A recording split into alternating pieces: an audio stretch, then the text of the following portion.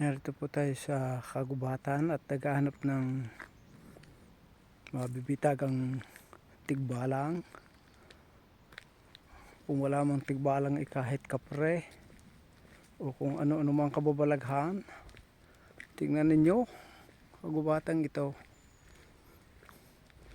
Pero ako kinikilabutan at kung anong ayun, nangamay nasa kalayuang yun.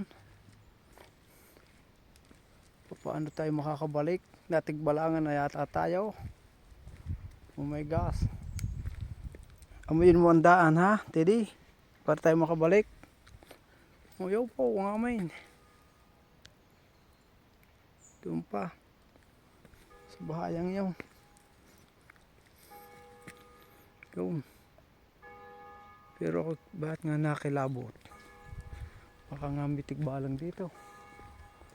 Natira kang aking balahibo. Oh my gosh. Dali-dali na tayo. Uuwi na tayo.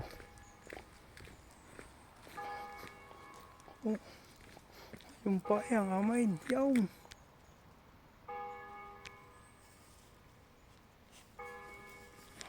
Pero iba-iba naman. Pinaghahawan dito. Oh. Ano ba naman puro gubot na yan? Ay baka may lumabas di ang laking-laking tao.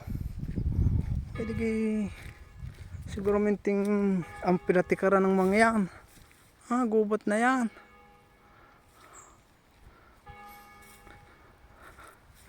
Paano kaya? Ayun po ang kabahayan. Nasa kalayuan pang yun.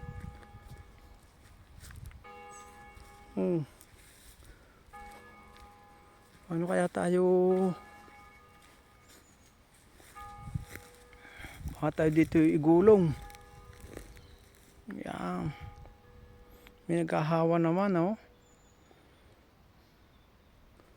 Yan po ang kabayanan. At ang amin po yung bahay na tinitiran sa amo yung maputing bubong na yung. Yan. Huwag daw uuwi hanggat walang daladalang tigbalang. Kalo ko ng aming tagapaghanap na yun.